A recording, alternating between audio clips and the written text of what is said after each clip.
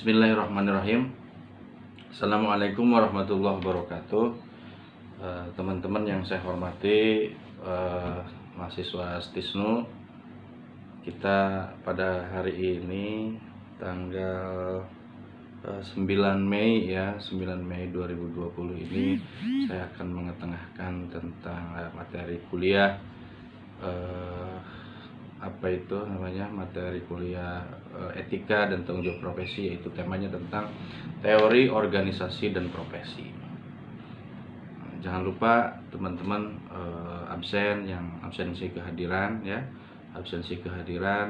kemudian absensi kehadirannya dikirim ke Pak Marwata ya, bahwa ketua kelasnya melapor bahwa hari ini perkuliahan evaluasi dan tanggung jawab profesi. Baiklah teman-teman, kita awali kegiatan kita dengan bacaan basmalah bersama-sama. Bismillahirrahmanirrahim. Karena ketersediaan waktu yang terbatas ya, kita tidak berpanjang kalam, maksimal 10 menit lah ya, kita akan sampaikan materi yang saya mampu ini. Baik, yang pertama adalah kita bicara apa sih sebenarnya pengertian etika dan profesi itu. Nah, etika profesi yang ada dua kata pastinya kan, ada etika dan ada profesi. Etika merupakan satu ilmu yang membahas perbuatan baik dan buruk. Etika itu ya etis ya, dari bahasa Yunani lah, etik ya. Baik dan buruk manusia sejauh yang dapat dipahami oleh pikiran manusia.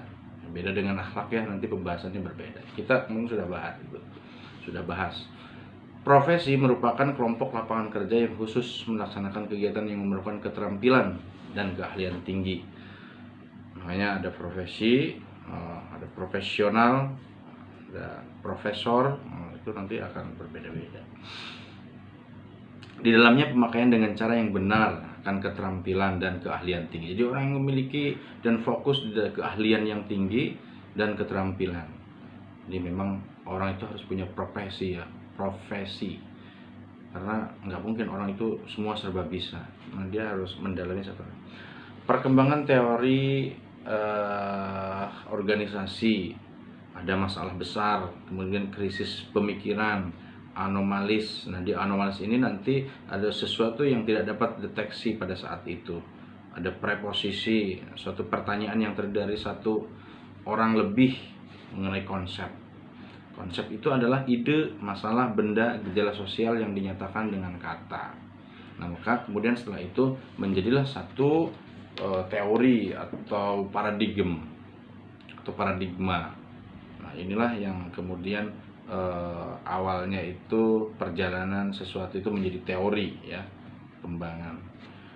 Dalam postmodern tipe ya aliran postmodern memperhatikan pada sifat politis organisasi.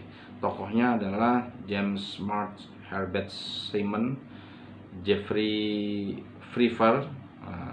Mereka itu menciptakan model teori organisasi yang mencakup koalisi kekuasaan, konflik, serta keputusan desain organisasi yang mendukung kepentingan penguasa. Desain organisasi merupakan pertarungan kekuasaan.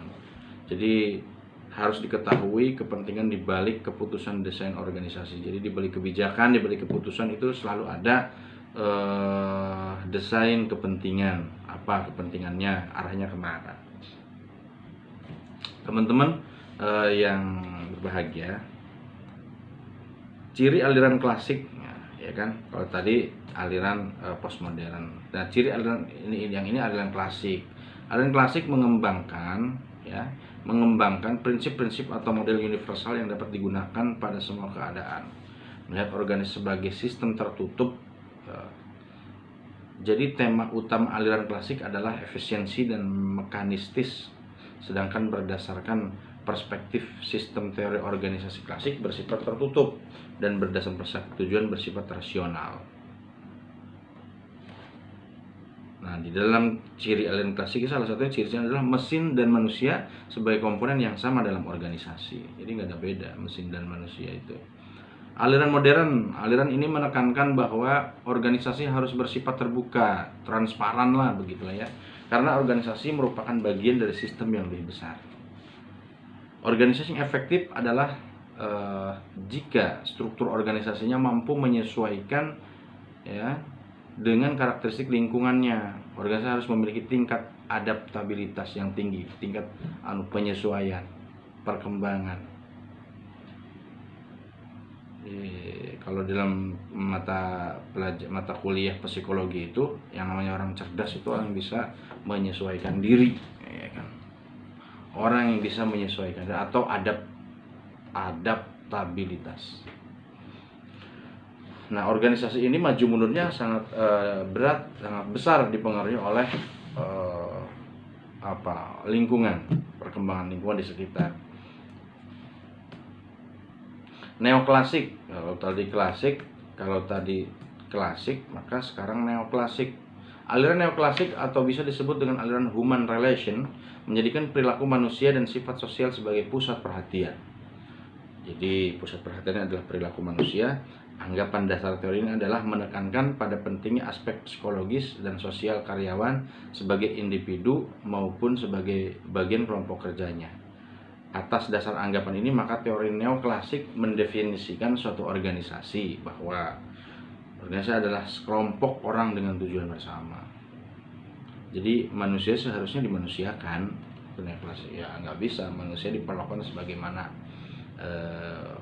mesin, sebagaimana yang rada-rada kesini kan itu manusia nggak ada beda dengan mesin. Nah, aliran postmodern termasuk dalam teoretikus tipe 4 yang lebih memperhatikan pada sifat politis organisasi. Pandangan ini menurut aliran ini bahwa struktur bukanlah merupakan usaha yang rasional dari para manajer untuk menciptakan struktur yang paling efektif, tetapi merupakan hasil dari suatu pertarungan politis di antara koalisi-koalisi di dalam organisasi untuk memperoleh kontrol. Jadi bicara kepentingan, bicara kekuasaan, bicara pertarungan, nah ini postmodern, mengabaikan konsep keteraturan yang terdapat pada aliran klasik dan modern. Tujuannya untuk mendapatkan realitas yang lebih kompleks, lebih beragam, beraneka ragam, bermacam-macam, di mana kebenaran yang satu bersanding dengan kebenaran yang lain.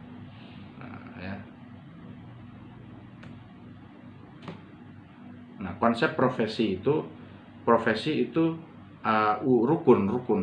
konsep profesi itu masyarakat, bukti, keahliannya apa atau kemahiran, kemampuan apa, lalu pengakuan. Nah, butuh pengakuan.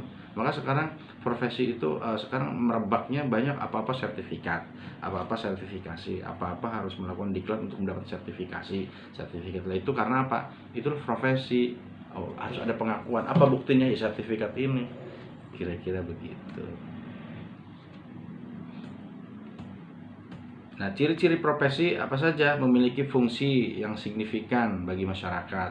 Profesi menuntut keterampilan tertentu yang diperoleh melalui proses pendidikan dan pelatihan yang cukup, yang dilakukan oleh lembaga pendidikan yang akuntabel dan dapat dipertanggungjawabkan. Profesi didukung oleh satu disiplin ilmu. Ada kode etik pastinya dalam profesi tersebut ya, nggak bisa bebas. Pengawasan terhadap penegakan kode etik juga dilakukan oleh organisasi profesi yang bersangkutan, ada badan kode etik. Sebagai konsekuensi dari layanan dan prestasi yang diberikan kepada masyarakat, maka anggota profesi secara perorangan atau kelompok memperoleh satu informasi ya transparan, bukan milik keluarga, bukan milik perorangan, tapi ini adalah milik bersama. Apa beda profesi dengan profesional? Ini dulu yang pernah kita singgung. Seorang yang profesional adalah seorang yang menjalankan profesinya secara benar dan melakukan menurut etika dan garis-garis keprofesionalan yang berlaku pada profesi tersebut. Titik penekanan dari profesionalisme ya adalah penguasaan ilmu pengetahuan atau kemampuan manajemen beserta strategi penerapannya. Contoh guru yang profesional. Nah, guru yang profesional itu seperti apa? Memiliki kepribadian, menguasai kompetensi. Ada yang kompetensi itu ya, 4 kompetensi: kompetensi sosial, kompetensi kepribadian, kompetensi profesional, kompetensi pedagogik, menguasai ilmu agama, terus mampu memberi motivasi, kemudian bertakwa dan beriman. Baik teman-teman, semuanya, saya akan memberikan satu tugas pada teman-teman. Coba rangkum dengan kalimat yang sangat sedikit dan kesimpulan tadi itu ya. Apa inti dari apa yang saya sampaikan itu, dicatat lalu kirim di WA grup. Jangan lupa kasih nama ya. Terima kasih. Assalamualaikum warahmatullahi wabarakatuh. Sehat selalu ya. Kita akhiri perkuliahan kita dengan bacaan Alhamdulillah bersama-sama. Alhamdulillahirabbil alamin.